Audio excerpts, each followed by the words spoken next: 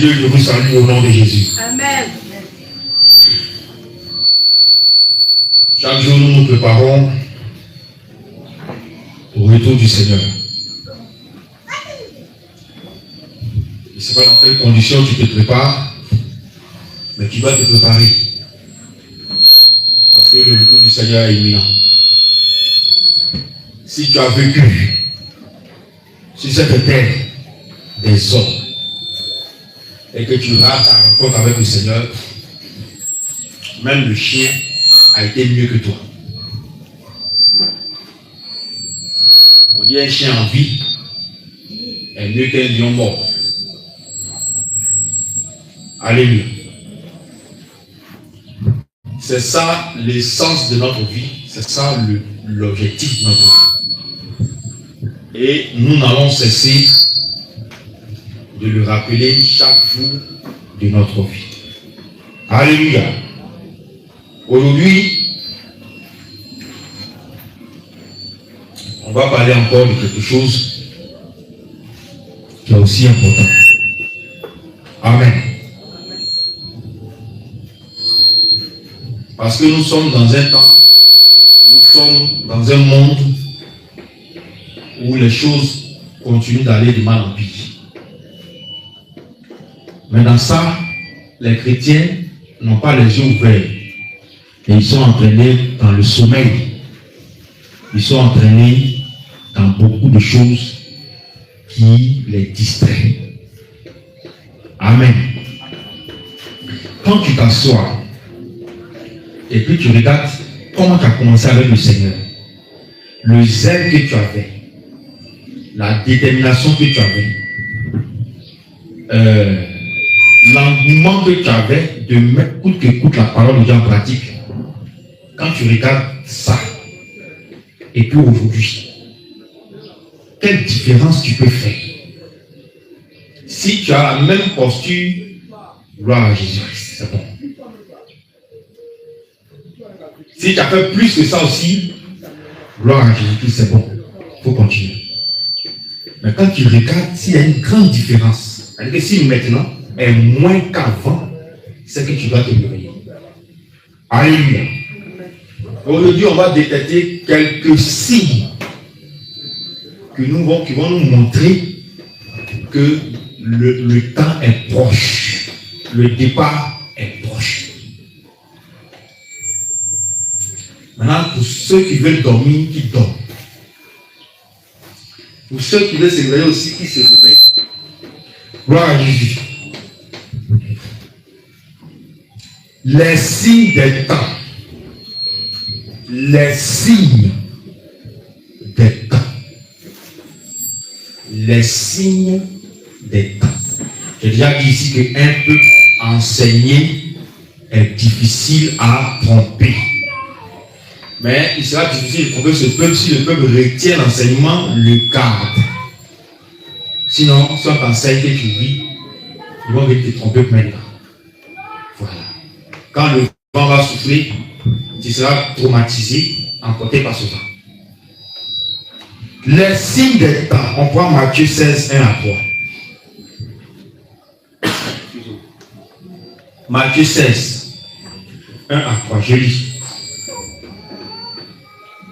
Matthieu 16, 1 à 3. Les pharisiens et les sadducéens abordaient Jésus et pour l'éprouver, lui demandèrent de leur faire voir un signe venant du ciel.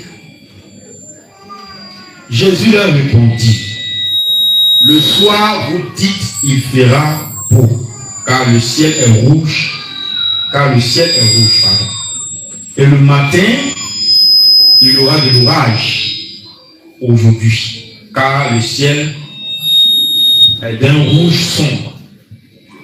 Vous savez discerner l'aspect du ciel, et vous ne pouvez discerner les signes des temps. Alléluia. Parole du Seigneur. C'est courant. Quand il y a le soleil, depuis 6 heures du matin, déjà on pense ou on prévoit qu'il va faire très chaud.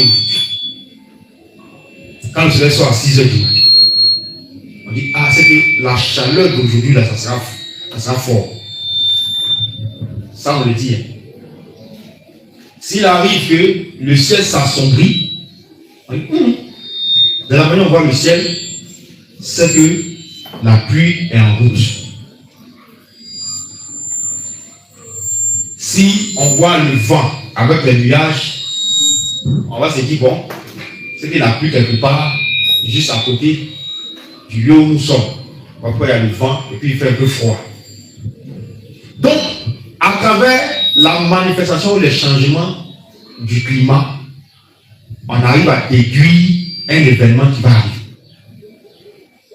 Par exemple, le soleil, la chaleur, les nuages, la pluie, le vent, c'est que quelque chose est arrivé. Tout ça, ici, il n'y a pas de neige, parce qu'on est dans un pays tropical. Il fait très chaud. Le temps, la glace a quitté dans le ciel, descend, c'est déjà fondu, ça tombe sous forme de pluie. Donc, il y a des moments où ça tombe en boule qu'on appelle grêle. Voilà. Sinon, on peut dire neiger chez nous ici, là, c'est pas possible.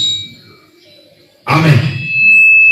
Donc, vous voyez qu'à travers un signe qu'on regarde dans le ciel, on arrive à discerner l'événement qui vient. Même quand il fait nuit, quand on voit le ciel rouge, on dit ça, c'est un nuage de pluie. Donc, dépêchons-nous, on va rentrer à la maison parce que la pluie est en route. Pour ne pas se faire mouiller.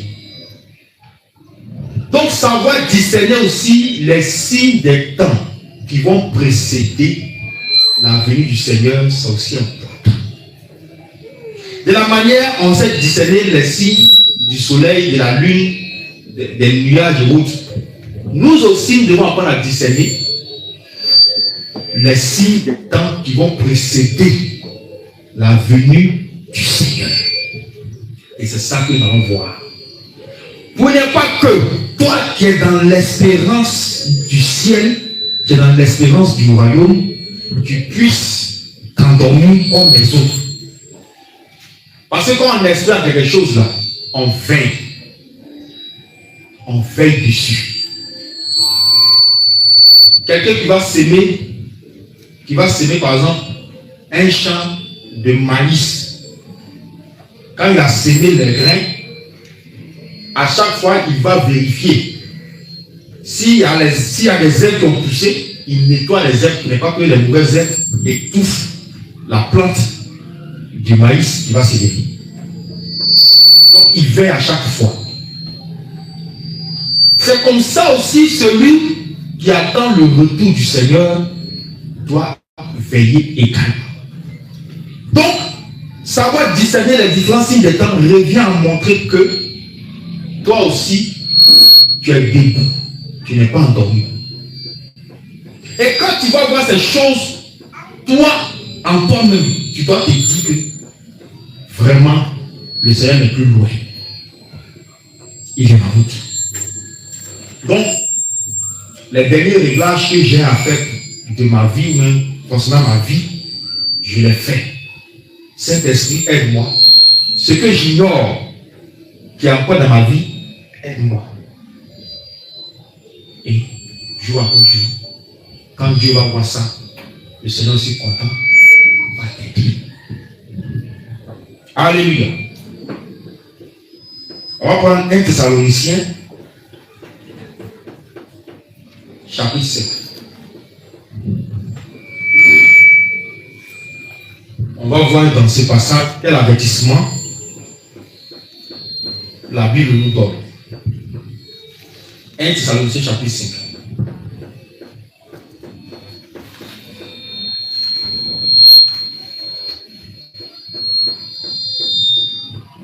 À partir du verset 1, je lis. Pour ce qui est des temps et des moments, vous n'avez pas besoin, frère, qu'on vous en écrive. Car vous savez vous-même que le jour du Seigneur viendra comme un voleur dans la nuit. Quand les hommes diront paix et sûreté, alors une ruine soudaine les surprendra comme les douleurs de l'enfantement surprennent la femme enceinte et ils n'échapperont pas. Mais vous, frères, vous n'êtes pas dans les ténèbres pour que ce jour vous surprenne comme un voleur. Vous êtes tous des enfants de la lumière et des enfants du jour. Nous ne sommes point de la nuit ni des ténèbres. Ne dormons donc point comme les autres, mais veillons et soyons sobres. Car ceux qui dorment, dorment la nuit, et ceux qui s'enivrent, s'enivrent la nuit. Mais nous qui sommes du jour, soyons sobres, ayant revêtu la cuirasse de la foi et de la charité, et ayant pour casque l'espérance du salut. Car Dieu ne nous a pas destinés à la colère, mais à l'acquisition du salut par notre Seigneur Jésus-Christ, qui est mort pour nous, afin que soit que nous veillons, soit que nous dormions, nous vivions ensemble avec lui. Alléluia. Donc la Bible dit que tu n'es pas de la nuit des ténèbres pour dormir. Amen. Tu n'es pas des ténèbres pour que ce jour-là te surprenne. Pour que tu sois étonné comme les autres. Pour que tu sois surpris comme les autres. Mais tu es de la lumière. Et parce que tu es de la lumière, tu dois t'attendre à ce jour-là. Prépare-toi à la rencontre de Dieu. Alléluia. Nous ne cessons de vous le rappeler ici chaque jour. Que chacun se prépare à la rencontre de son Dieu. Chacun n'a qu'à se... Parce que ce jour-là va arriver. Le jour où tu vas rencontrer Dieu pour rendre compte, ça va arriver. Donc chacun n'a qu'à se préparer à ça. Il faut savoir déjà qu'est-ce que tu vas dire ce jour. Parce que personne ne sera là. Ta maman est assise ensemble, pour adorer Dieu ensemble. Seul, devant le Dieu Tout-Puissant. Et tu vas répondre de tous tes actes, excusez-moi, depuis ta naissance jusqu'à ta mort. Donc que chacun se prépare à dire ce qu'il a dit devant Dieu ce jour-là. Comment tu te prépares? Seul Dieu le sait. Si tu dors, seul Dieu le sait. Si tu es éveillé, seul Dieu le sait. Amen. Mais il faut te préparer à ça. Tu vas le rencontrer. Et ce jour-là, il va te poser des questions. Il faut répondre. Chacun va répondre. Gloire à Jésus. Chacun va passer à l'oral. Chacun à son tour. Ceux qui ont fait l'examen une fois, oral là, c'est dit, tu es en face du professeur qui te pose question. Tout ce que on t'a enseigné pendant la mienne, tu as appris là, il faut rendre. C'est comme ça avec le Seigneur suffit. Seul dans la salle, le conseil de Dieu, les anges, tout le monde va dire que tu es seul. Tu vas répondre de tes actes.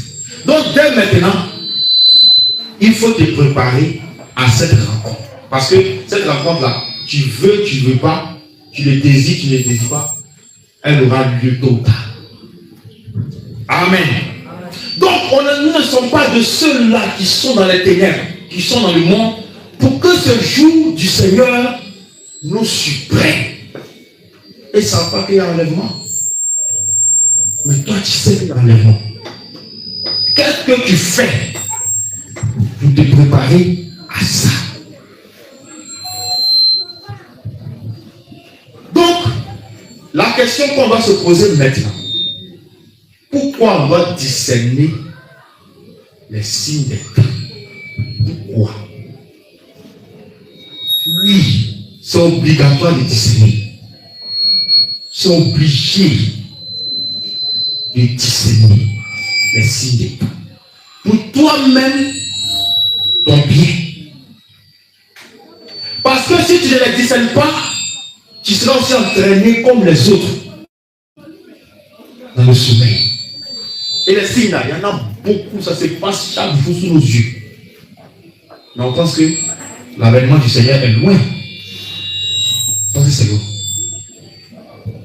On y va. Quand nous sommes devenus chrétiens, j'explique la raison pour laquelle on doit discerner les signes des temps. Quand on est devenu chrétien, il y a une espérance que nous avons et que les païens n'ont pas. Cette espérance-là, c'est quoi? C'est quoi? La vie éternelle. Sinon, tu vais passer à dire non. S'il n'y a pas d'espérance après la mort, si tu espères rien après la mort, pourquoi se sanctifier? Pourquoi fournir tous ces efforts? Amen. Contrairement aux païens, ils espèrent en rien et n'ont pas d'espérance de la vie éternelle. Pour eux, la vie se limite sur la terre. C'est-à-dire qu'il faut vivre, faire ce que tu veux. Demain, tu vas mourir. Une fois que tu meurs, c'est fini. Donc, il faut profiter. Ça, c'est ce qu'ils disent. Alléluia. Et avant même qu'on ne soit chrétien, parce qu'aussi on disait, nous on disait ça, qu'il faut profiter de la vie. Parce que la vie se limite seulement, à dire que ça se limite seulement à ton passage sur la terre, le temps où tu es né et puis le temps où tu vas mourir. Après ça, c'est fini. Une fois que tu meurs, c'est bon, tu vas te reposer, c'est fini. C'est ce qu'on se disait. Mais nous, chrétiens, Dieu nous enseignait qu'il y a l'éternité, c'est-à-dire la vie après la mort. Et bien plus ça, Dieu nous a donné quelque chose en quoi ou en qui nous espérons, la vie éternelle. Amen. La pensée des païens s'inscrit dans le livre d'Ésaïe 22:13. Par rapport à ce qu'il disait tout à l'heure. Ésaïe 22, verset 13.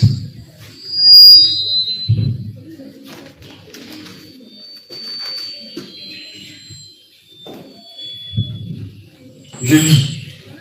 Et voici de la gaieté et de la joie. On égorge des bœufs et l'on tue des brebis. Amen. On mange de la viande et l'on boit du vin. Mangeons et buvons car demain nous mourrons. Vous voyez, la pensée des païens, on va prendre quelques bières, manger un peu de porc au four. En tout cas, profiter de la vie, quoi. Se saouler demain matin. On retourne encore dedans. On est dans les festins. En tout cas, on vit comme on veut dans le désordre. Parce que on va mourir. Donc, si tu meurs, tu n'auras plus l'occasion de faire ça, il faut profiter. Vous comprenez? C'est ça Ésaïe 22:13 dit. Donc, mangeons et buvons, parce que demain on va mourir. Mais demain arrive, il est là. Et ça ne dit rien de comprendre que c'est Dieu qui donne l'occasion de se racheter. Et il continue encore. Amen. Parce qu'ils n'ont point d'espérance. Ils espèrent en rien. Mais nous, chrétiens, à la différence, nous avons l'espérance du royaume des cieux. Alléluia. Nous avons l'espérance du ciel. La vie après la mort. Selon 1 Corinthiens 15:19. On va lire.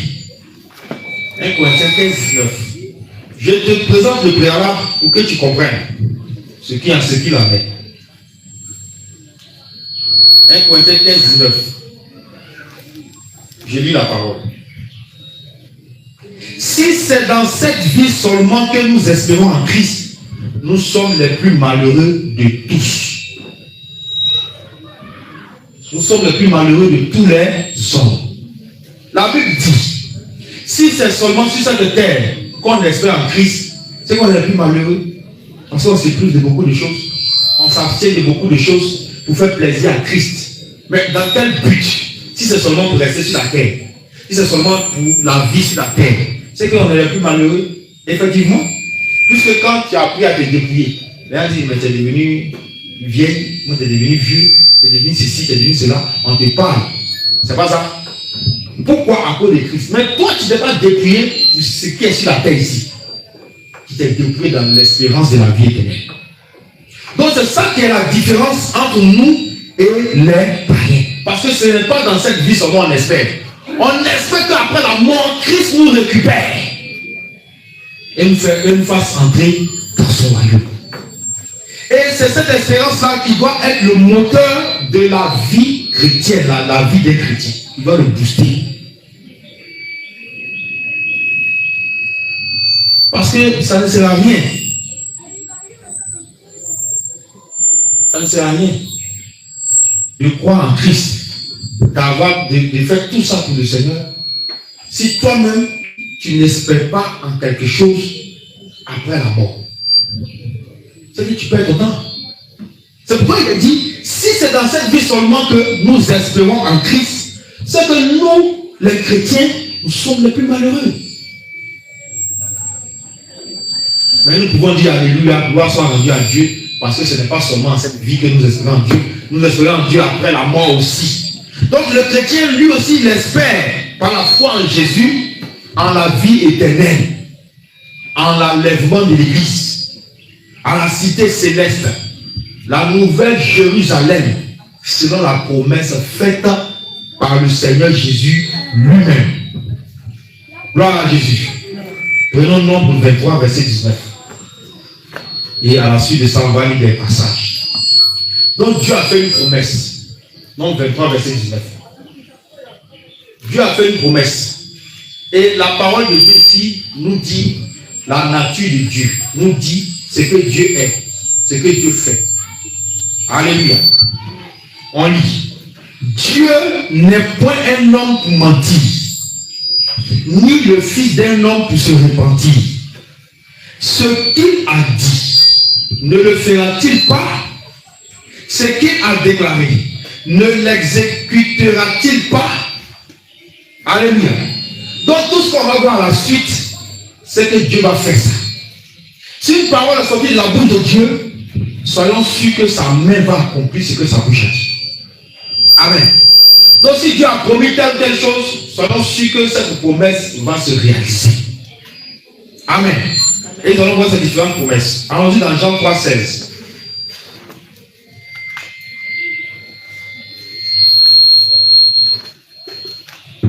Jean 3, 16 d'abord.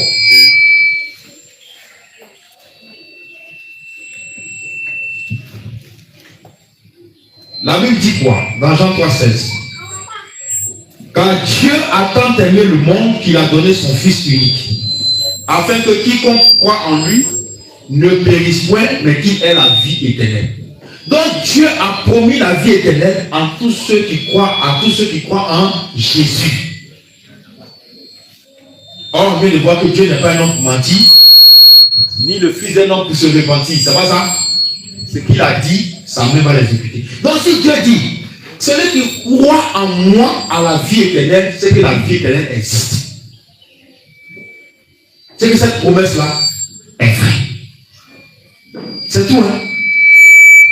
C'est pourquoi il n'est pas un menteur, un homme pour mentir, ni le fils d'un homme pour se repentir. Dieu ne fait pas ça. On va voir un autre passage encore. Jean 14, 2. Jean 14, 2. Jean 14, 2, je lis. Il y a plusieurs demeures dans la maison de mon Père. Si cela n'était pas, je vous l'aurais dit. Je vais vous préparer une place. Donc ce n'est pas seulement en cette vie, on a raison de ne pas seulement espérer en cette vie. Nous avons raison de ne pas seulement espérer en cette vie sur terre. Parce que celui-même qui a la vie nous dit qu'il y a plusieurs maisons chez lui. Et que lui nous devance pour aller nous préparer chacun une place.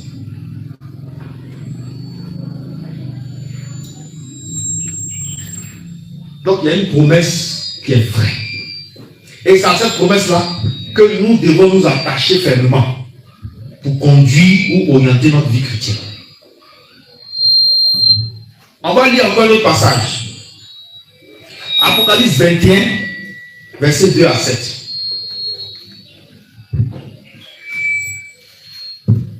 Apocalypse 21, versets 2 à 7. Toutes ces choses que le Seigneur a dites, c'est la vérité. Le royaume des cieux existe, le ciel existe, la nouvelle Jérusalem existe. Et je vis descendre du ciel d'auprès de Dieu la ville sainte, la nouvelle Jérusalem, préparée comme une épouse qui s'est parée pour son époux. Et j'entendis du trône une voix forte qui disait, voici le tabernacle de Dieu avec les hommes. Voici le tabernacle de Dieu avec les hommes, excusez-moi. Il habitera avec eux et ils seront son peuple. et Dieu lui-même sera avec eux. Il essuiera toute l'âme de leurs yeux, et la mort ne sera plus. Et il n'y aura plus ni deuil, ni cri, ni douleur, car les premières choses ont disparu. Et celui qui était assis sur le trône dit, voici, je fais toutes choses nouvelles. Et il dit, écris, car ces paroles sont certaines et véritables. Et il me dit, c'est fait. Je suis l'alpha et l'oméga, le commencement et la fin. À celui qui a soif, je donnerai de la source de l'eau de la vie gratuitement. Celui qui vaincra héritera ces choses. Je serai son Dieu et il sera mon fils. Amen. Voici la promesse. Donc ça, tout ce que le Seigneur a dit là, ça sent l'esprit, la nouvelle Jérusalem. Il dit celui qui va vaincre toutes ces choses-là sont à lui. Je lui donne ça en héritage. Ce qui veut dire que tu n'as pas tort de te sanctifier. Tu n'as pas tort de faire tous ces efforts pour le Seigneur. Tu n'as pas tort de te priver de toutes ces choses du monde pour le Seigneur. Parce qu'il y a quelque chose de grand qui t'attend. Sorti de la bouche du Seigneur lui-même. Alléluia. Alléluia. Voilà. Donc c'est pourquoi il faut savoir discerner les signes des temps pour ne pas rater ça. C'est pourquoi aussi nous devons lutter en tant que chrétiens contre les propositions que le monde nous donne pour nous faire tomber, pour nous faire chuter, pour nous détourner du chemin que Dieu a tracé. Toi, chrétien, tu dois lutter pour refuser ça. Tu dois lutter pour ne pas accepter ça. Tu dois lutter pour rejeter ça de toutes tes forces. Alléluia. Parce que tu as l'espérance de la vie éternelle. Et cette espérance-là va pouvoir t'aider quand tu es dans tes faiblesses. Tu dis, ah, ma chair me pousse à faire telle chose, mais quand je regarde, le ciel m'attend. Or, pour rentrer au ciel, on se sanctifie, donc je ne fais plus. Alléluia. Donc, les temps dans lesquels nous vivons actuellement sont mauvais. Et les ténèbres ont envahi la quasi-totalité de la terre. Si Dieu vous fait la grâce de vous élever, de vous prendre l'esprit de vous élever au-dessus de la terre, vous allez voir que tout est ténèbres. Mais à certains endroits, il y a des petites lumières. Vous savez, c'est quoi ces lumières-là? Ces lumières-là représentent ceux qui gardent l'enseignement de Jésus, le témoignage de Jésus, et qui veillent. Ceux qui font l'effort pour appliquer totalement la parole de Dieu à leur vie. Ceux qui gardent l'enseignement, ceux qui ont à cœur le retour du Seigneur et qui veillent. Donc vous allez voir que au-dessus, quand vous allez vous élever, dans certains endroits du monde, il y a des petites lumières. C'est-à-dire que partout dans le monde, il y a des personnes, malgré la dérive de ce monde, malgré tout ce que le monde peut proposer, ils ont gardé la voie du Seigneur. Et ce sont ceux-là qui donnent cette lumière. C'est-à-dire que la lumière du Saint-Esprit là brille encore en eux. Et c'est ceux-là qui seront enlevés. Il y a des pays où c'est ténèbres totalement, il n'y a pas de lumière. Des pays entiers. Alléluia. Je vous dis la vérité. Bon, quand vous prenez des pays de l'Asie qui adorent le dragon, c'est quelle lumière qui peut quitter là-bas? Vous laissez voir ce dragon. Qui est le dragon? Selon le livre d'Apocalypse. Le dragon ne s'est pas ancien, qui a été projeté. Quelle lumière peut apparaître là-bas? C'est-à-dire que ce pays est à tout le couvert total de Satan. Alléluia. Et je vous dis, les lumières qui scintillent sur la terre sont en très petit nombre. Petit comme ça. Parce que les ténèbres ont envahi la quasi-totalité de la terre. Gloire à Jésus. La force du mal aussi s'accroît de plus en plus, même dans le cœur des chrétiens. Le mal commence à dominer. Le mal commence à prendre de l'ampleur. Le mal commence à prendre le dessus. Amen. C'est dans ça que nous vivons. Hein. Je vous montre un peu la caricature, le tableau, il fait le tableau de ce monde actuel. Pour ne même plus que tu te fies au monde, pour ne même plus que tu t'attaques sur les choses du monde, et que tu commences à réfléchir à 2 fois pour dire, il faut que je revoie ma vie. Alléluia. Parce que ce monde et tout ce que tu vois là, tout va disparaître. Gloire à Jésus. On va prendre Luc 21, 36. Luc 21, 36. Luc 21, 36.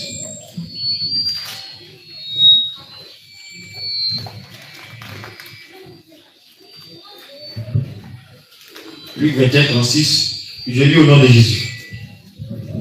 Veillez donc et priez en tout temps, afin que vous ayez la force d'échapper à toutes ces choses qui arriveront et de paraître debout devant le Fils de l'homme. Face à tout ça, au mal qui s'accroît, les ténèbres qui gagnent du terrain de plus en plus, le Seigneur nous recommande de veiller et de prier en tout temps pour ne pas aussi être entraînés par ces choses qui vont arriver et que nous soyons sans reproche lorsque nous allons paraître devant le Seigneur. Amen. Amen. Est-ce que quelqu'un me suit? C'est pourquoi il nous faut discerner les signes des temps et rester éveillés. Donc, on va voir maintenant ces signes. Les différents signes des temps. Ces signes-là viennent pour attester que nous sommes déjà à la fin. Que la fin de toutes choses est proche. Le monde que tu connais et tout ce que tu vois, tout tient à sa fin. Alléluia. Il montre que nous devons redoubler d'ardeur. Ces signes-là doivent nous montrer que nous devons redoubler d'ardeur, de vigilance dans l'attente de la promesse de Dieu. Les promesses qu'on a vues tout à l'heure.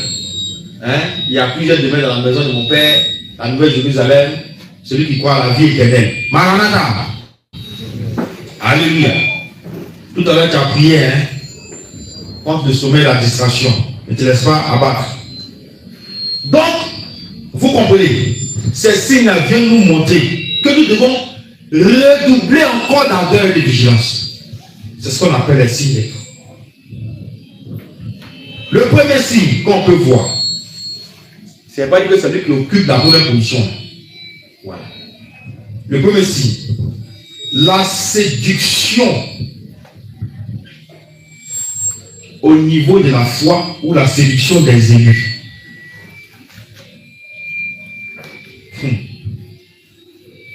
Matthieu chapitre 24, versets 4 à 5.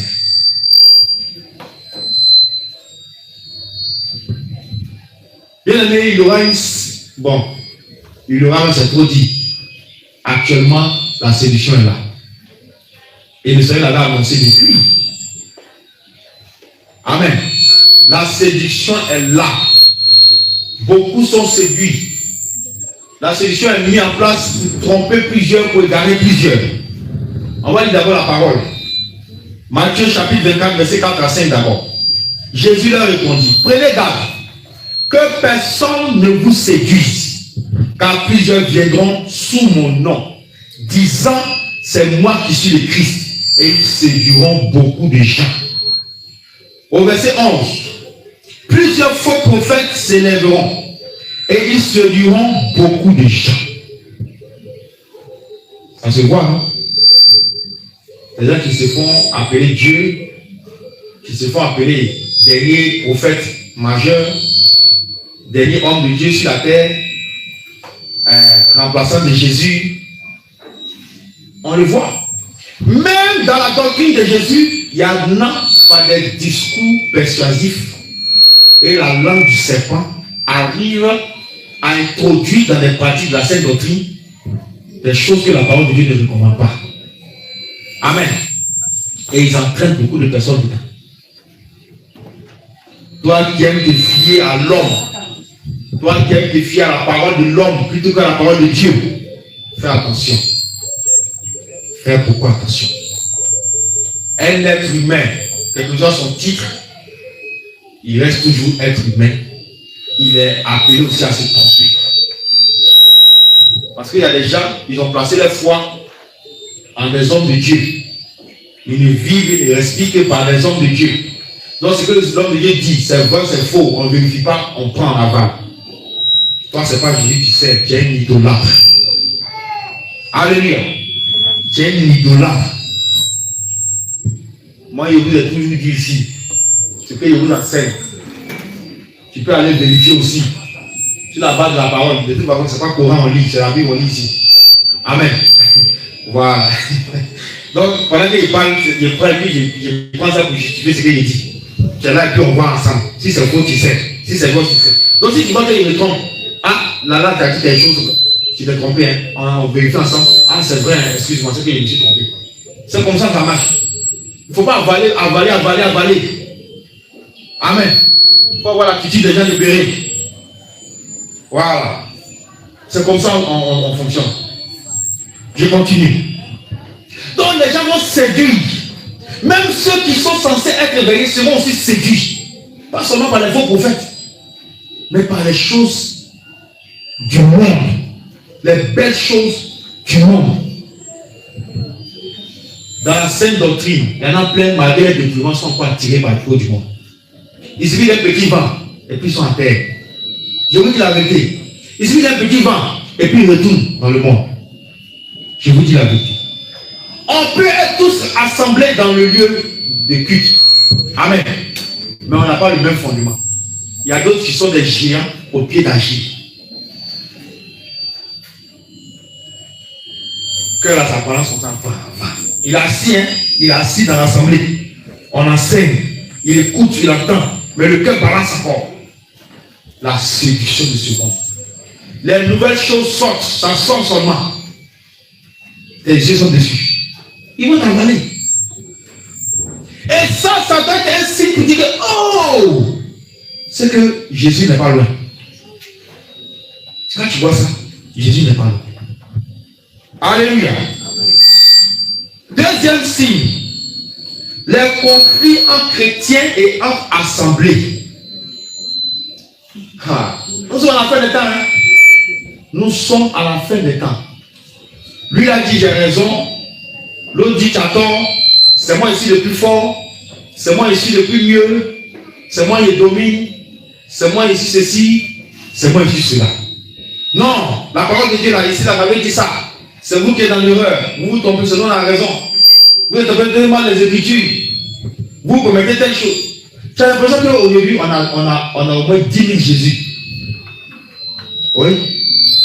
Je vous dis la vérité. Pourtant, il y a un seul, il est unique. Hein. Mais tu as l'impression qu'on a 10 000 Jésus. Lui, il vient avec sa doctrine. Lui, il dit là-bas, il vient ici, il dit non, on doit faire ça. L'autre, là-bas, il dit non, c'est comme ça, on doit faire. On comprend plus. Donc, les plus nerveux, ceux qui n'ont pas le cardio pour supporter, ils disent d'eau. Il m'assoit chez moi à la maison. Je me fais à l'église. C'est quoi? On porte mèche. On peut prier porter. Non, on ne porte pas mèche. Le même Jésus, hein. Femme peut enseigner. Non, femme ne peut pas enseigner. Pourtant, c'est écrit noir sur blanc ici. Il ne sait pas pourquoi on s'embrouille. C'est écrit noir sur blanc. Amen. On fait Noël. Non, on fait pas Noël. Et c'est le même Jésus, on dit. Mon pasteur là, il est plus fort que pour vous. C'est nous, on est les premiers. C'est pas nous, on passe par le ciel. C'est nous, on est ceci, c'est nous, on est cela. C'est-à-dire que conflit. Même si tu penses que l'autre est dans l'erreur, il y a une manière de l'appréhender pour qu'il comprenne l'erreur dans la tête et tout. Mais quand tu vas prendre, et puis tu vas commencer à dénigrer, à le dénoncer, dénigrer, pour dire oui, non, c'est que là-bas, c'est le faux. Là-bas, ils sont faux. Ils ne sont pas vrais. Ils ne sont pas de Dieu. Quand il recevait son appel, est-ce que tu étais là? Et c'est comme ça que les conflits sont là. Hein?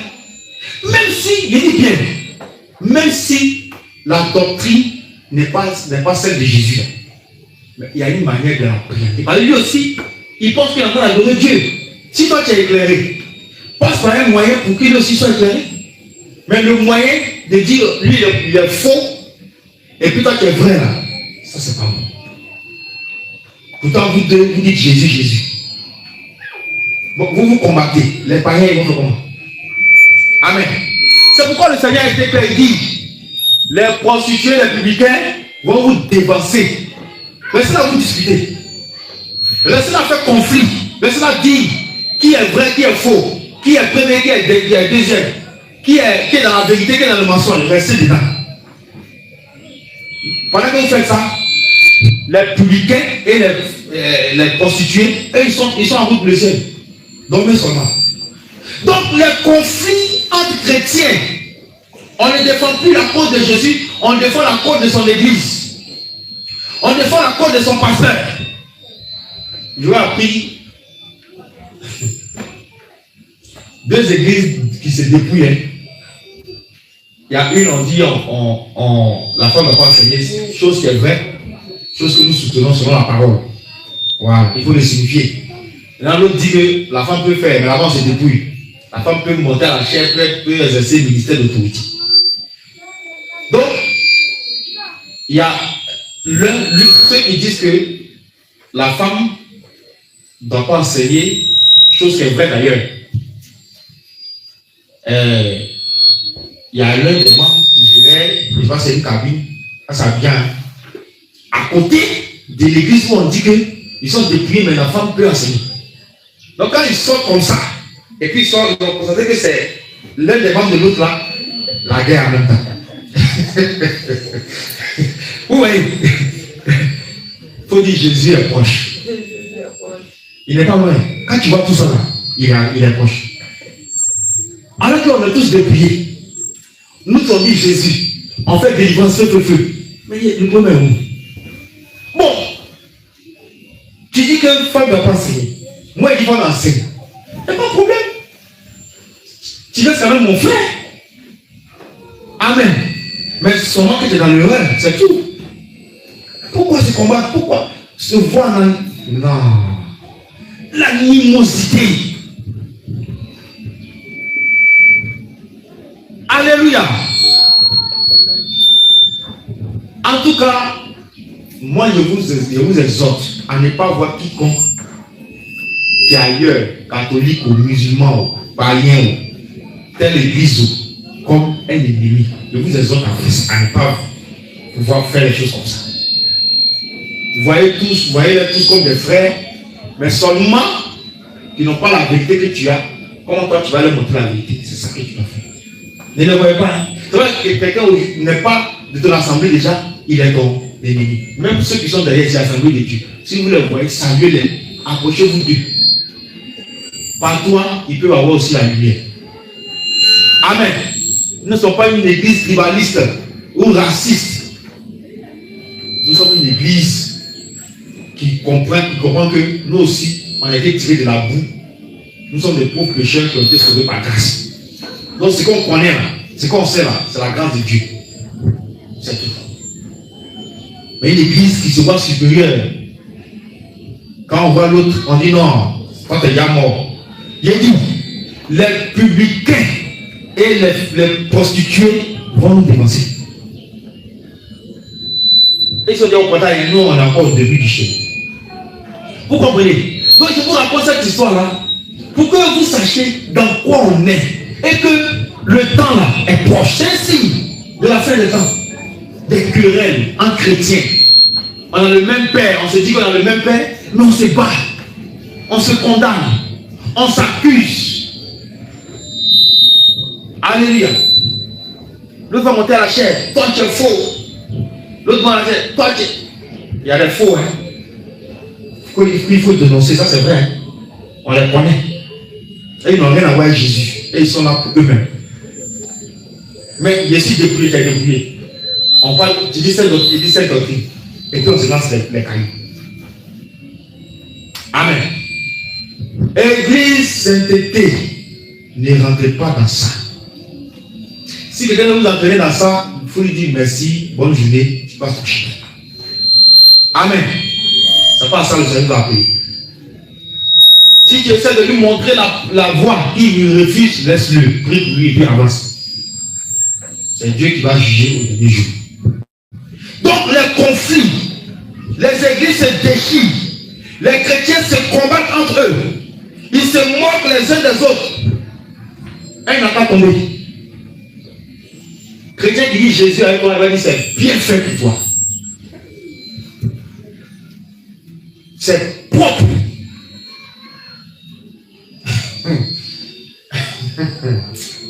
Il n'a pas envie de parler. Est-ce qu'il veut parler? La parole sera lourde dans vos oreilles. Mais il n'a pas envie de parler. Alléluia. On se réjouit du malheur de l'autre.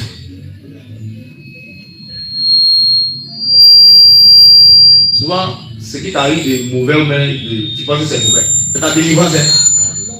Alléluia. C'est ta délivrance. Ce qui t'arrive, tu penses que c'est mauvais, c'est ta délivrance. Amen. C'est ta délivrance. Donc réjouis-toi. Réjouis-toi. De l'extérieur, on dit non, tu es en train de flasher. Or, quand tu es dans le secret, tu vois ce qui se passe. Au contraire, tu es plus debout que jamais. Alléluia. Allez, au moment où tu rentres, comme on disait, ouais, tu sors dans l'eau. On te voit à la surface. Amen. On dit, ah, mais c'est pas de cette personne-là, on riait, on se moquait. Des chrétiens qui attendent que l'autre tombe et puis vont rire. Ça se passe aujourd'hui. Ça se passe aujourd'hui. Alléluia. Des conflits d'intérêts. Parce que toutes ces choses-là, ce n'est pas l'intérêt de Jésus. Hein. C'est l'intérêt du ventre, l'intérêt des oreilles, des yeux, de la bouche. C'est ça. Sinon, c'est quand les autres va pousser un chrétien à se lever contre un autre chrétien. Si ce n'est pas l'intérêt personnel. Amen. Matthieu 24, 10. Alors, plusieurs aussi succomberont. Ils se trahiront, se haïront les uns les autres. Ça a été annoncé. Ce qu'on constate, ce qu'on vit aujourd'hui, Jésus est à la porte. Ça veut dire Jésus est à la porte. Et on ne doit plus s'amuser. On va lire un passage. 1 Corinthiens 6. Versets 6 à 8.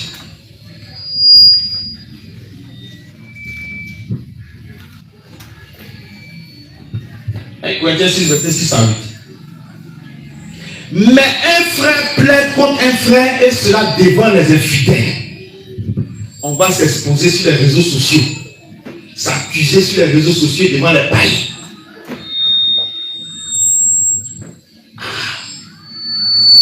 La guerre entre chrétiens et entre assemblées. C'est déjà un défaut chez vous d'avoir des procès les uns contre les autres. Pourquoi ne souffrez-vous pas plutôt quelque injustice? Pourquoi ne vous laissez-vous pas plutôt dépouiller? Alléluia.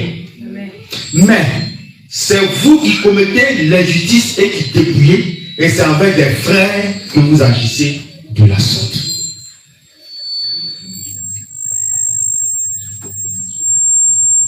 Si tu as affaire à moi, tu veux t'exposer. Tu vas t'exposer seul. Voilà. On ne sait pas à deux. Hein. Si tu es seul à lancer coup de poing, tu as lancé ça comme qui? Parce que la fois, il va lancer. Si la personne va tu lances ton main. Si tu lances toi même pas seul, on lui dit, mais mon frère, ça va pas? Alléluia. C'est quand tu as envie de te mettre là qu'il va force ou qu'il va lancer coup de poing.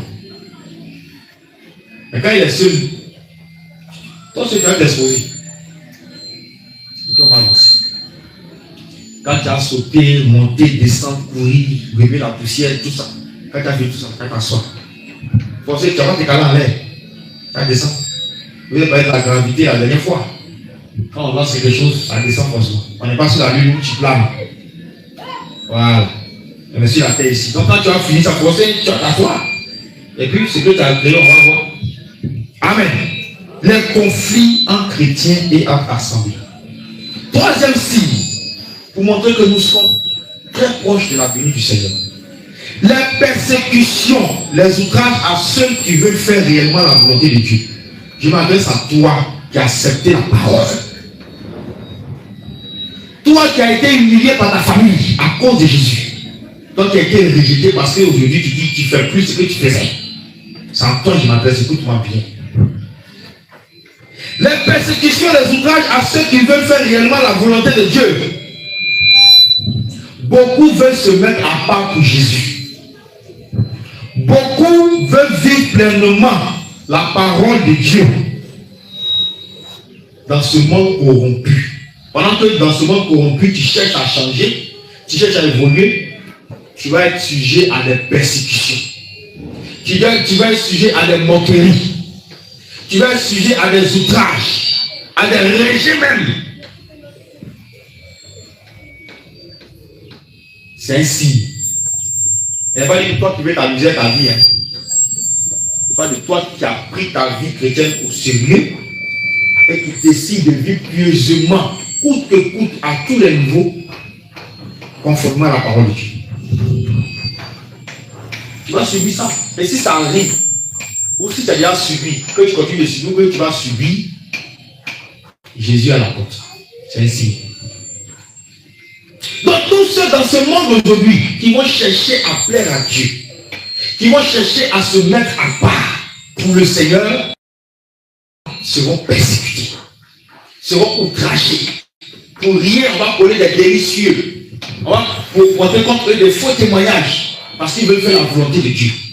Pour salir leur réputation, pour les rabaisser, pour les humilier, pour les décourager, pour casser leur élan. C'est un signe.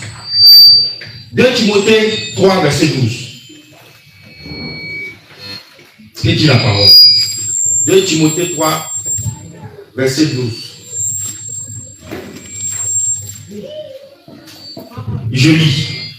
Or, tous ceux qui veulent vivre pieusement en Jésus-Christ seront persécutés.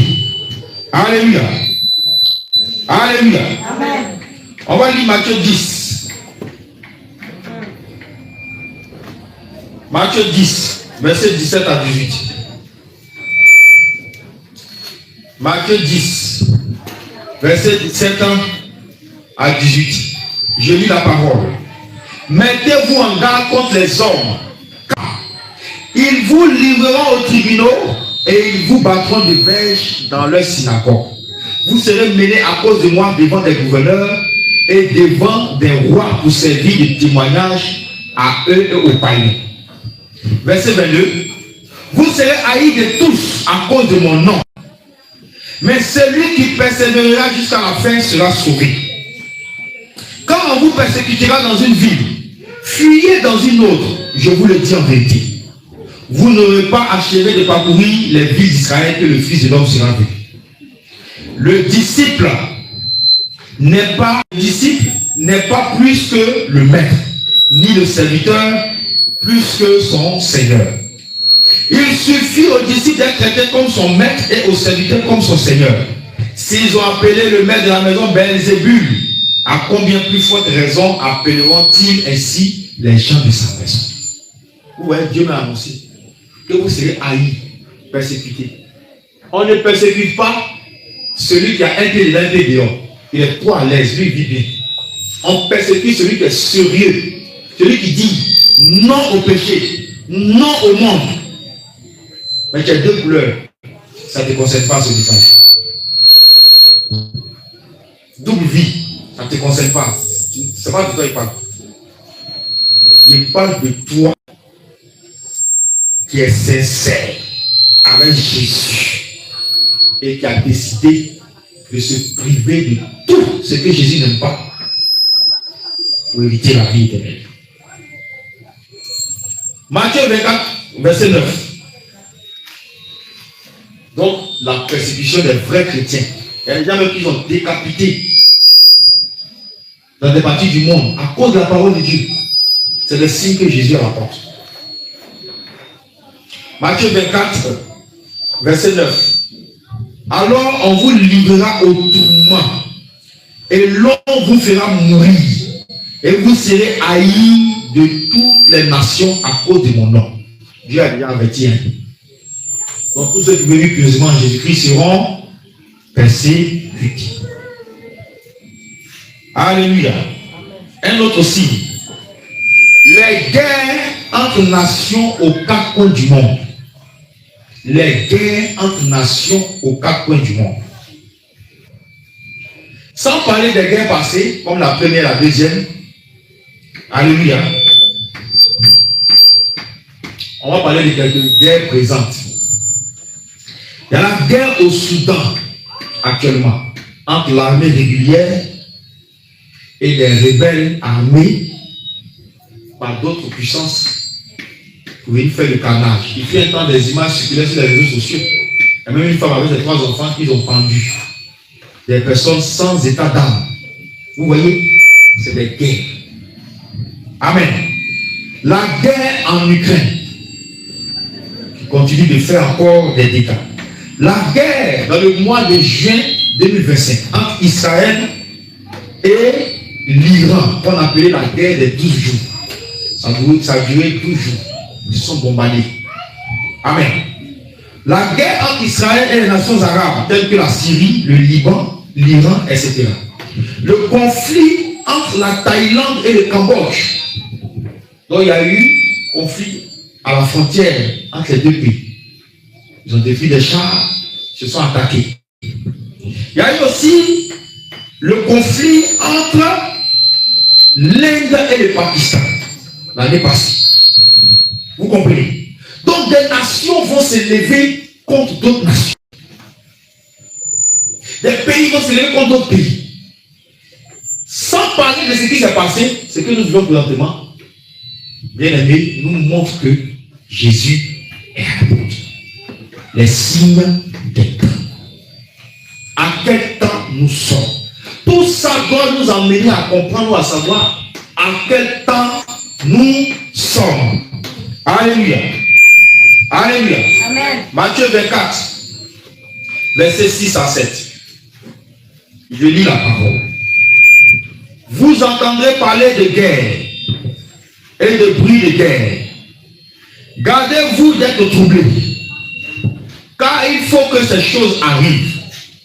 Mais ce ne sera pas encore la fin.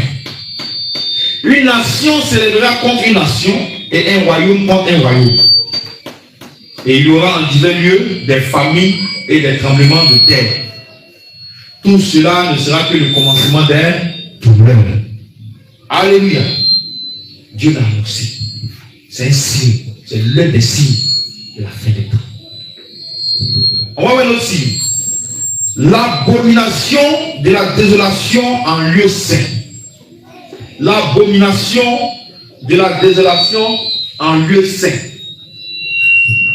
C'est-à-dire renverser les fondements des apôtres et établir des doctrines de démons dans l'église de Dieu. Renverser les fondements des apôtres et établir la doctrine des démons dans l'église de Dieu.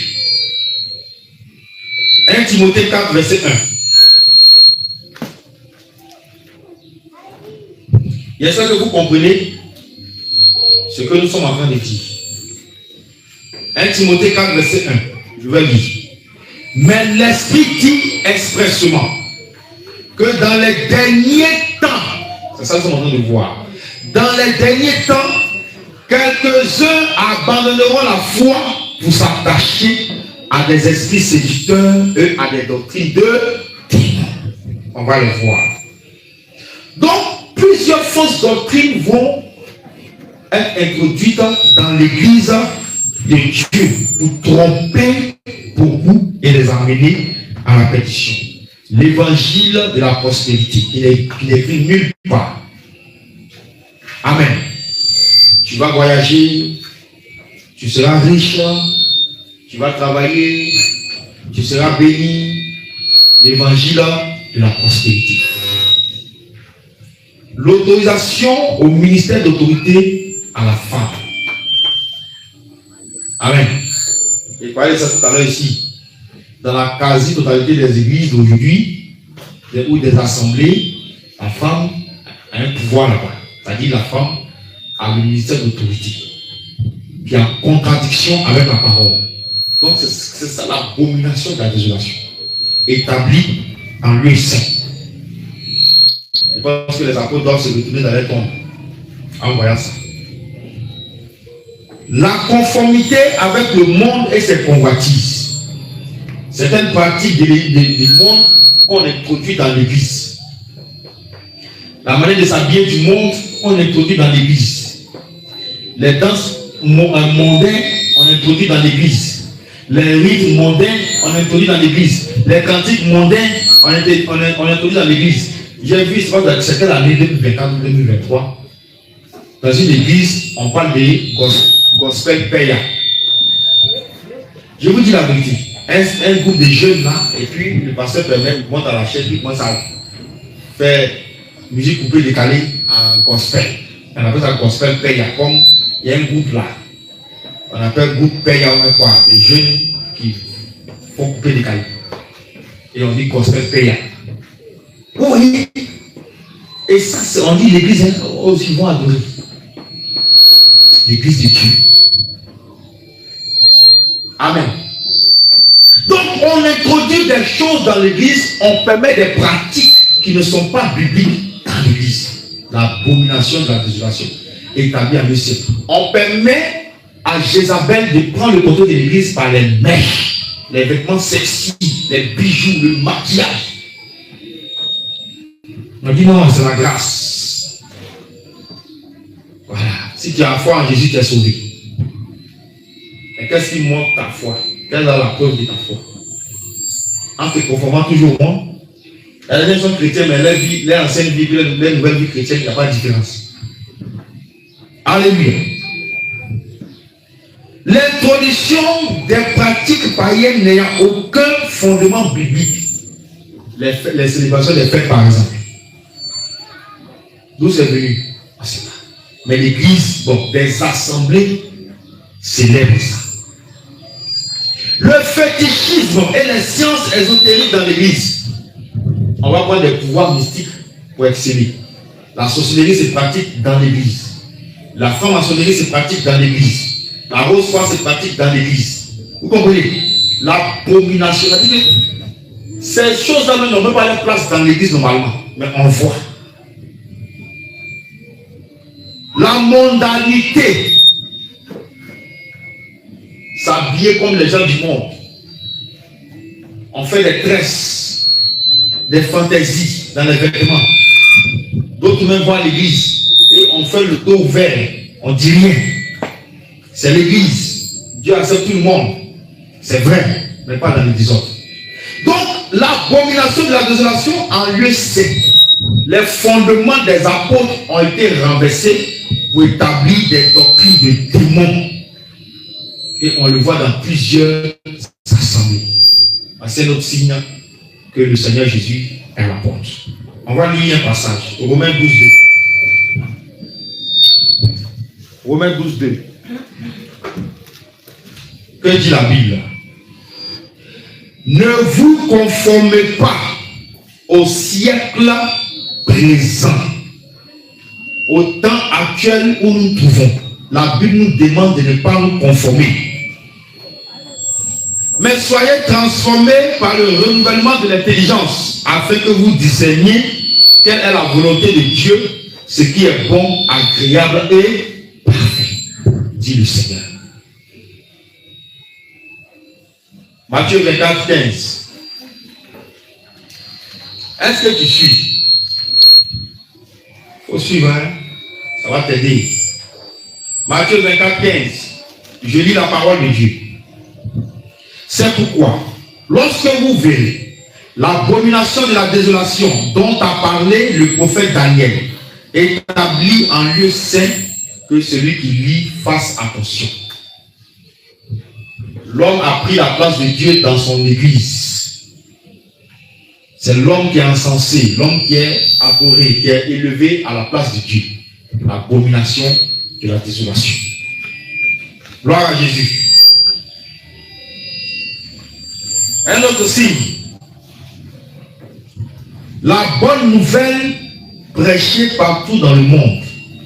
Aujourd'hui, même dans les coins les plus reculés de la planète, l'évangile est arrivé. À travers Internet, les gens savent qui est Jésus. N'est-ce pas? C'est ainsi. C'est ainsi. Avant, l'évangile n'était même pas arrivé jusqu'à nous. Mais aujourd'hui, nous avons l'évangile. Et sur toutes les plateformes que tu vas parcourir, l'évangile se trouve là-bas. Matthieu 24, 14. Cette bonne nouvelle du royaume sera prêchée dans le monde entier pour servir de témoignage à toutes les nations. Alors viendra la fin. Le Seigneur est en train de nous dire ici que si vous constatez que la bonne nouvelle s'est répandue partout, ça veut dire que je suis proche. Je ne suis pas loin. Alléluia. Un autre signe encore. La méchanceté et la cruauté des hommes qui s'accroît de plus en plus. Oh! La méchanceté et la cruauté des hommes qui s'accroît de plus en plus. Et on va voir un passage clé qui nous parle de ça. Un passage clé qui nous parle de ça. Tu vas prendre 2 Timothée 3. À partir du verset 1. 2 Timothée 3. À partir du verset 1. Et ce temps dont parle ce passage, c'est dans ce temps que nous nous trouvons. Gloire à Jésus. Amen. Sache que dans les derniers jours, il y aura des temps difficiles, c'est vrai. Et nous sommes dans ces temps-là. Car les hommes seront quoi? Égoïstes. Amis de l'argent, c'est vrai. Fanfarons, font du bruit. Hautains, blasphémateurs. Non, ça c'est pas le Saint-Esprit, il est prêté pour juger ça. C'est pas le Saint-Esprit. Est-ce que les gens savent ce qui les attend après la mort? Le jugement. Parce que ta bouche a parlé sur quelque chose où tu n'as pas reçu la certitude, où tu n'as pas reçu que ça, c'est pas de Dieu, c'est précédé pour dire c'est pas Dieu, tu as blasphémé. Donc les gens seront blasphémateurs, rebelles à leurs parents. On parle aux enfants, ils n'écoutent plus. Ils vont se cacher pour faire des choses dans le secret, à l'insu des parents. Rebelles à leurs parents. Ingrat. C'est pas ça?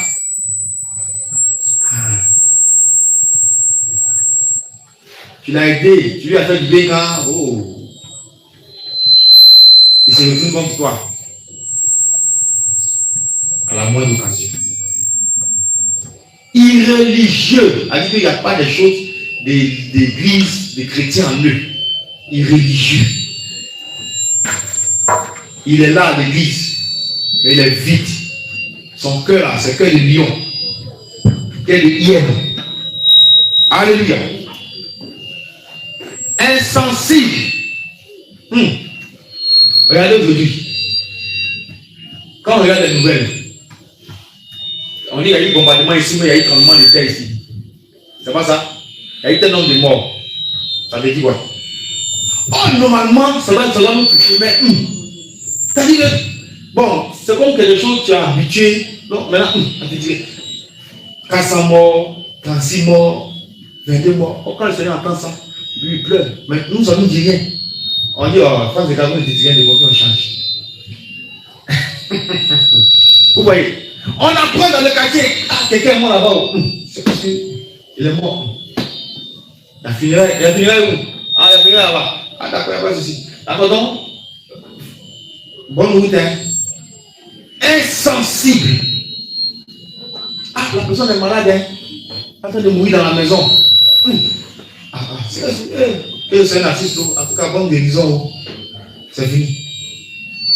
Pourquoi? Il y a une raison. Parce que la méchanceté s'accroît. Amen. Donc, l'homme est devenu insensible, mais il ne doit pas en être pour nous. Il ne doit pas en être pour nous. Nous, on ne doit pas faire ça. Alléluia. Je continue. Déloyaux, calomniateurs, intempérants, ça dit qu'il n'a pas la maîtrise, ils n'ont pas la maîtrise de soi. Cruel. Moi, il dit, il laisse toujours les païens, il m'attaque à moi. des chrétiens même qui connaissent la parole, la vérité, mais ils sont pires que le vrai. Au plus profond de leur cœur se cache le mal, l'esprit du mal et la semence du mal. Il y en a. Ennemis des gens de bien. Vous allez voir que les gens disent, quand tu vas commencer à faire des choses qui sont bonnes, on va dire que ça c'est mauvais. Quand tu vas faire maintenant des choses qui sont mauvaises, on va dire que c'est bien, continue.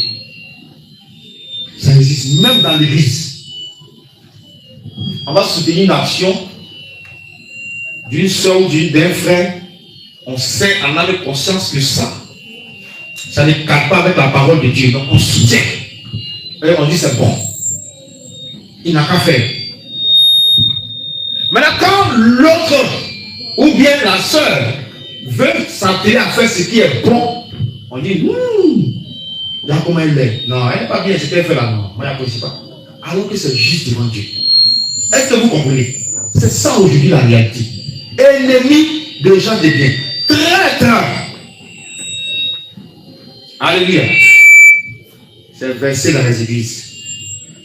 Emporté. Même bonjour, on s'énerve. Alléluia. Ça y est aussi dans l'église. Moi, il dit, je laisse les autres. Les païens n'ont pas la parole. C'est nous, on a la parole. Donc, c'est nous, on va donner l'exemple. Enflé d'orgueil, oui. Aimant le plaisir plus que Dieu. On va gêner, vous allez froisser.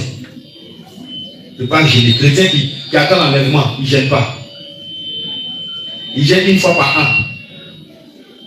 Oui. Et même dans des prières, ça existe. Hein? Ils ne gênent pas. Non, moi je dis toujours que ici. En tout cas, Dieu va faire qu'on sera comme ça.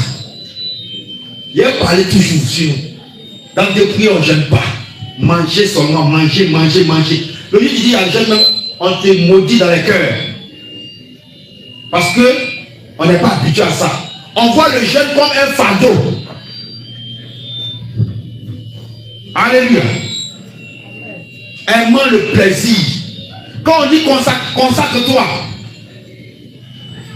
retiens-toi, évite ces choses. On dit non, on fait les mêmes cols sur notre cou. C'est un fardeau qu'on met sur notre cou. Dans l'église de Dieu. Et les chrétiens, ceux-là aussi disent qu'ils attendent l'enlèvement.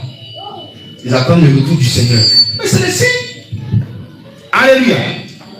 Alléluia. Amen. Ayant l'apparence de piété, mais régnant ce qui en fait la force. Vous voyez, apparence de piété. C'est se dépouiller de la tête aux pieds. Pagne, couleur unique, couleur ceci, couleur cela. Mais au fond, c'est des tombeaux blanchis. Amen. Et tout ça est vu dans ce monde. C'est le signe que Jésus est à la porte.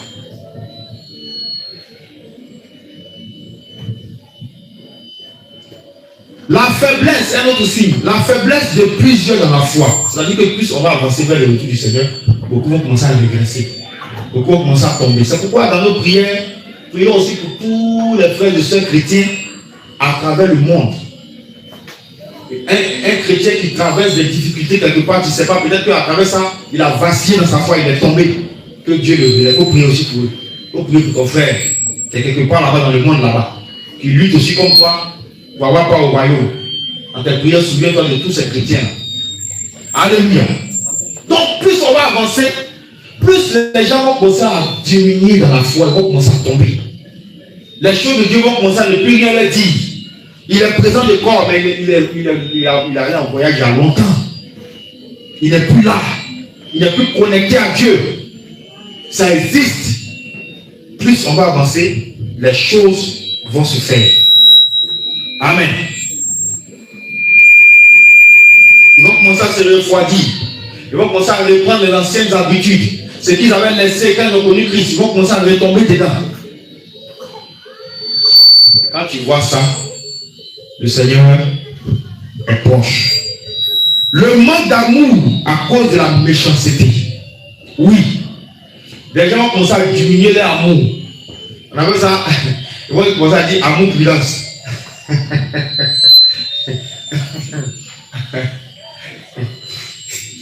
Ah, bon, la Bible ne parle pas de ça. Hein. La Bible nous demande d'être prudent, on va parler d'amour prudence. Oh, mais ça dépend de ce que les gens ont vécu. D'autres, certains ont été blessés, certains ont été vraiment touchés dans les âmes. Donc, maintenant, ils mettent un peu des barrières pour se protéger. Amen. Mais dans ça, le pied dans lequel tu ne dois pas tomber, c'est que tu ne pourrais pas te laisser envahir par la haine, par le désir de vengeance, voilà, par la cruauté. Ça, c'est-à-dire que quand tu as cette posture, la frontière entre ça et toi, c'est pas loin. Donc, fais beaucoup attention. Alléluia. Voilà. Donc, amour prudence. Ils ont tellement blessé. Ils ont tellement, d'après les Ivoiriens, mis piment dans ses yeux. Non, il n'est plus prêt. On a faut ouvrir un peu. Nous, on a besoin de ça. On a besoin d'amour pour nous donner un peu seulement. Alléluia. Donc, l'amour du plus grand nombre va se refroidir à cause de la méchanceté des hommes. Beaucoup qui aimaient au départ ou qui étaient vraiment engagés au départ, à cause de tout ce qu'ils ont traversé, qu'ils ont vécu de la part des hommes, de leur famille, de leur entourage, partout dans l'église, vont fermer leur cœur. C'est ainsi que Jésus est à la porte. Et c'est ça, le livre de Matthieu 24, verset 12 nous dit. Alléluia. Matthieu 24, verset 12.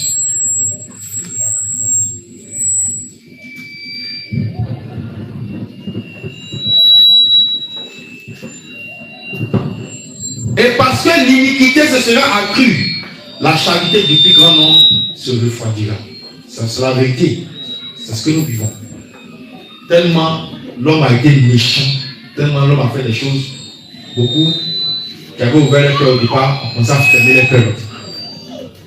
Ils ont fait subir la souffrance qu'ils ont subie. C'est juste ça. Hein? Amen. Le Seigneur nous appelle toujours à aimer, donc aimons. C'est un ordre, c'est un devoir, c'est une obligation.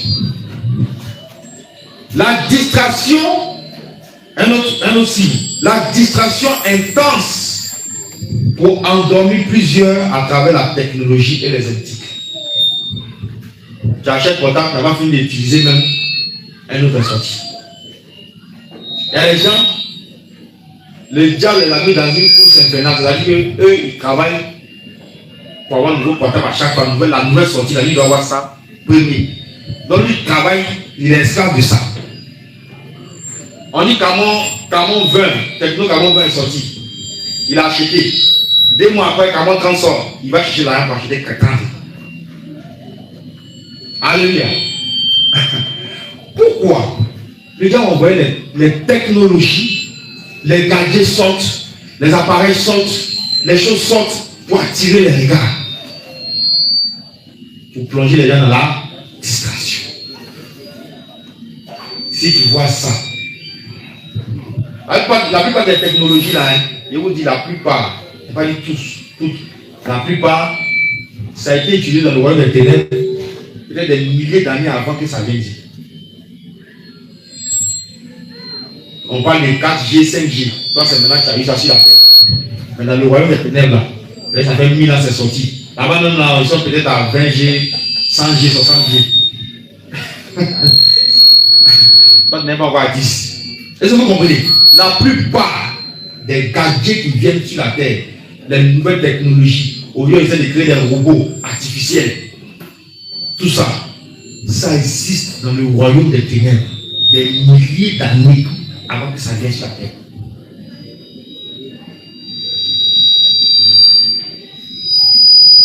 Donc, tout ça vient pour distraire les enfants de Dieu. Tout ça vient pour distraire le peuple de Dieu.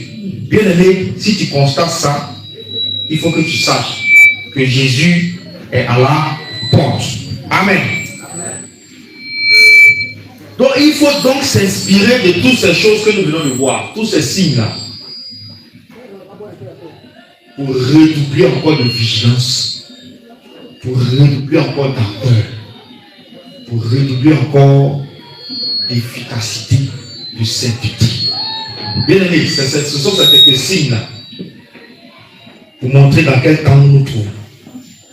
Si tu penses que nous sommes dans un temps où on peut dormir, où le temps nous est donné, je t'informe aujourd'hui que le temps est très proche. C'est fini.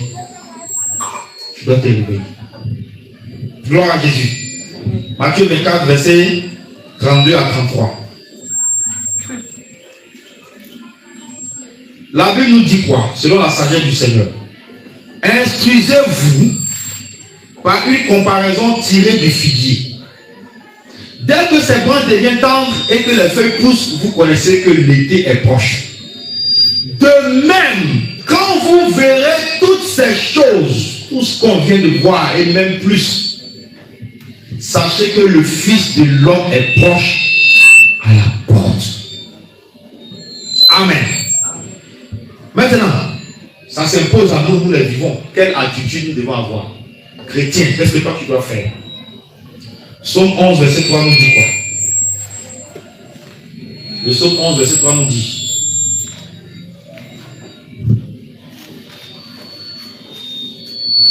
on va chuter par là.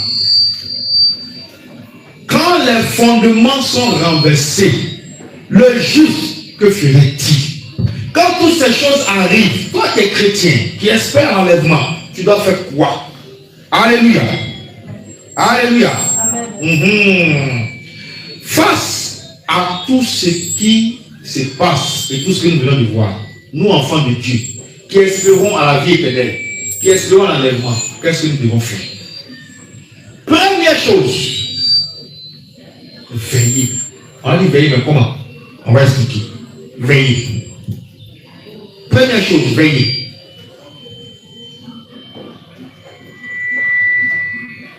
Veiller revient à demeurer dans la prière, dans le jeûne et dans la méditation de la parole de Dieu. Ces trois activités ne doivent pas quitter le chrétien. Ça là, c'est ça qui va te maintenir sur le chemin. C'est ça qui va te maintenir sur la voie. Ces trois activités, veiller, c'est-à-dire jeûner, prier, méditer la parole, ça ne doit jamais te quitter. Si tu veux grandir, tu veux échapper au piège, tu veux aller de l'avant, il faut que tu fasses ces trois. Matthieu 24, verset 42.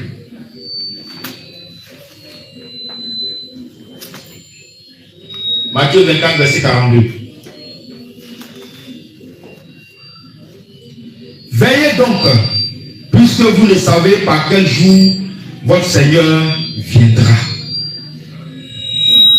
Alléluia. 1 Thessaloniciens 5, verset 2. 1 Thessaloniciens 5, verset 2.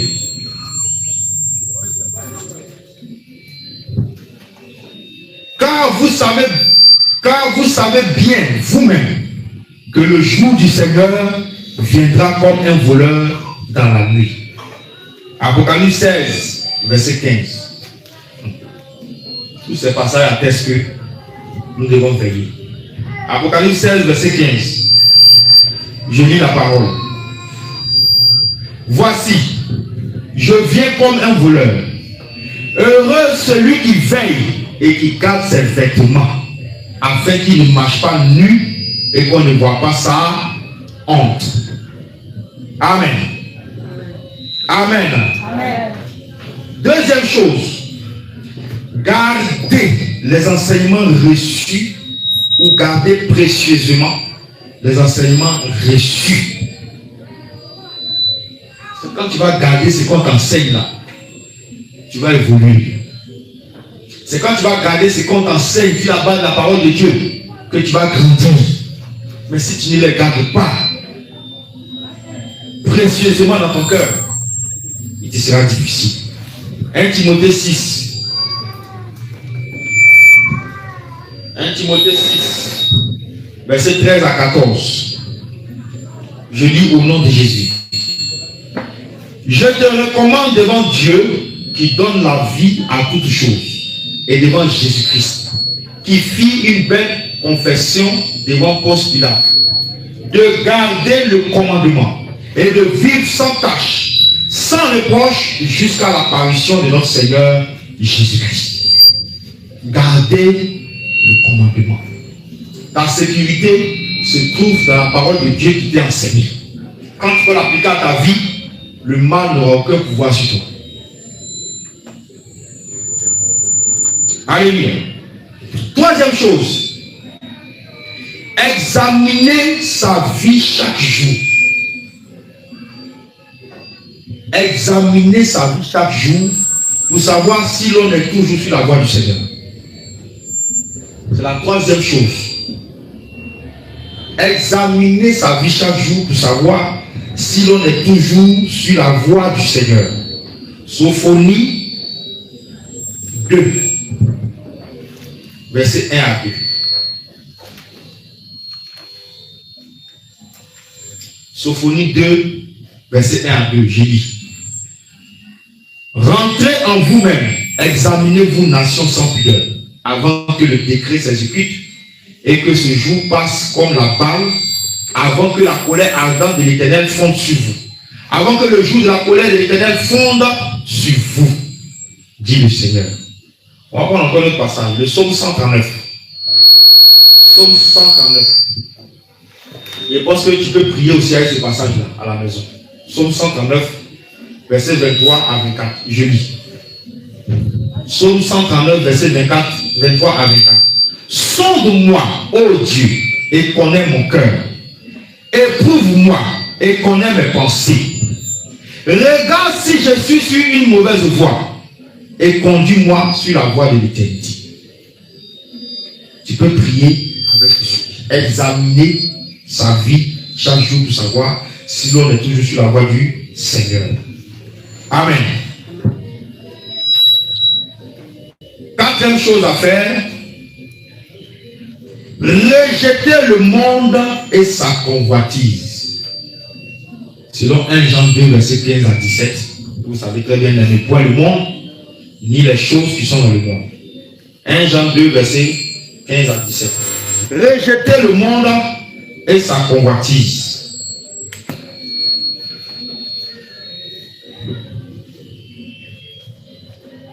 Rejeter le monde et sa convoitise. On va lire Éphésiens 5, verset 11. Éphésiens 5, verset 11. Je lis. Et je remonte au verset 10. Examinez ce qui est agréable au Seigneur. Et ne prenez point part aux œuvres infructueuses des ténèbres, mais plutôt condamnez. Il ne faut pas participer à la table des démons. Faut pas, on va te voir dans les choses qui n'appartiennent pas à Dieu. Toi qui te prépares pour l'enlèvement. Et ce que tu peux faire aussi, vivre la parole de Dieu chaque jour et l'appliquer à sa vie. C'est important. Bien aimé, voici les signes des temps. Les signes des temps. Alléluia. Les signes des temps. Et à la suite de ça, tu dois savoir à quel temps nous nous trouvons. Et qu'est-ce qu'il faut faire? Tu as la situation ou la solution entre tes mains. Alléluia. Tout ce qui se passe doit te montrer que le Seigneur Jésus est proche, son retour est imminent. Amen. Amen. Voici la parole de Dieu pour toi. Tu vas baisser la tête, tu vas prier. Tu as entendu tout ça. Mais la question que je vais te poser, quelle est ta position vis-à-vis du Seigneur? Quelle est ta position actuelle? Bien aimé, chaque jour on te parle de repentance, de l'enlèvement du ciel. On est le péché. On te parle de telle ou telle chose. Mais la voie sur laquelle tu te trouves, tu persistes à demeurer sur cette voie. Est-ce que cela peut t'amener au ciel? Est-ce que cela peut t'aider à prendre par l'enlèvement? Bien aimé, tu n'as même pas à attendre qu'on te dise qu'il faut prier de telle ou telle manière. Toi-même, c'est ce que tu as dit. Alléluia. Comme j'ai dit, que chacun se prépare à rendre compte à Dieu. Parce que le jour où tu vas rendre compte à Dieu, ça vient et ça approche à grands pas. Ça approche à grands pas. Et tu dois comprendre que ce jour-là, tu dois avoir les mots. Quand le Seigneur va te poser des questions, tu dois avoir des réponses à donner. Tu ne dois pas balbutier. Mais il doit te dire, bon et fidèle serviteur, bonne et fidèle servante, entre dans la joie de ton maître. Est-ce que quand Dieu regarde là maintenant, il peut dire ça de toi? Préparer véritablement. Avec tout ce qu'on t'enseigne, tout ce qu'on te dit, tous les avertissements qu'on te donne, est-ce que ta vie est propre devant Dieu? Est-ce qu'avec tous ces signes-là, quelle est ta position? Es-tu dans la bonne position ou dans la mauvaise? Par le Seigneur. Jésus, merci. Seigneur, nous avons dit ce que tu nous as permis de dire. Je prie d'aider ton peuple à comprendre que tout ce que tu as annoncé, c'est la vérité. Et que les choses vont se passer telles que tu l'as dit. L'Éternel, aide-nous. Parce que tu reviens bientôt. Et les signes sont évidents. Les signes sont là. Seigneur, que nous puissions nous examiner devant toi. Non pas par rapport aux hommes, mais par rapport à toi et à ta parole. Les faiblesses que nous transportons, les faiblesses que nous traînons encore, Seigneur, donne-nous la force de nous en débarrasser. Et que nous soyons forts devant toi. Pour que la gloire te revienne. Pour que l'honneur te revienne.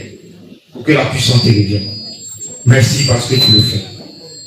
Au nom de Jésus, nous avons prié. Amen.